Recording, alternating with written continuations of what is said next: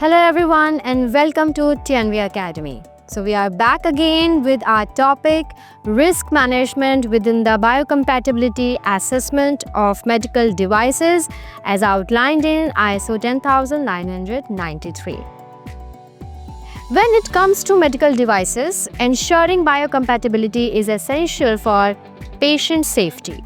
But beyond testing, risk management is a critical step in determining how materials in these devices interact with the human body, minimizing potential risks and complying with global safety standards. ISO 10993 introduces a risk-based approach to assess and address biological risks. This approach involves identifying and evaluating risks at each stage of the device's life cycle, from material selection to final use in patients.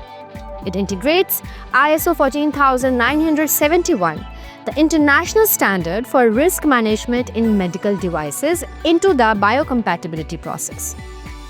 Steps in the risk management process. Risk assessment. The first step is to identify potential risks related to the device's materials and intended use. This involves reviewing the material's chemical composition, historical safety data, and expected biological interaction.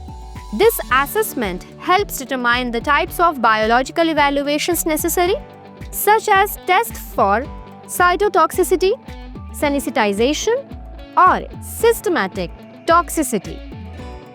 Risk evaluation. Next, risks are evaluated by assessing the likelihood and severity of potential adverse effects on patients.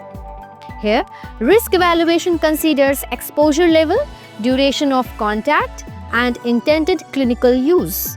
By understanding these factors, manufacturers can identify any high-risk areas that need extra testing or mitigation. Biological evaluation. Based on the risk assessment and evaluation, specific biological tests are conducted to address identified risks. ISO 10993 provides guidelines on conducting in vitro, laboratory-based, and in vivo animal or clinical testing to ensure materials are safe under expected use conditions. These tests help verify biocompatibility and highlight any issues before the device reaches patients. Risk control and mitigation. If risks are identified, mitigation measures must be implemented. This might involve modifying materials, changing the manufacturing process, or adding coating to reduce harmful reactions.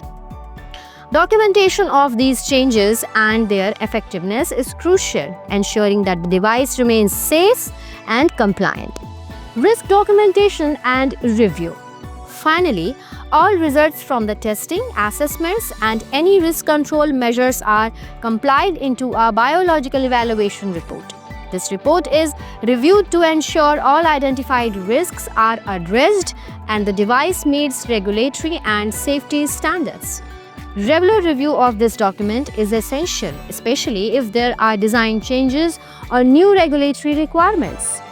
Importance of risk management in ISO 10993. Risk management in ISO 10993 is vital because it not only helps ensure that medical devices are safe, but also makes regulatory approval more straightforward. By proactively addressing and mitigating risks, manufacturers can demonstrate a commitment to safety, ultimately enhancing trust in their products. In summary, ISO 10993's risk management process ensures that every material used in medical devices is thoroughly evaluated for safety. By following a structured, risk-based approach, manufacturers can minimize potential harm, maintain regulatory compliance, and ultimately protect patients. That's all for today. Thank you for joining me today. Understanding the risk management process in ISO 10993 is essential for creating safe, effective medical devices that meet the highest standards of biocompatibility and patient. See you next time. Thank you.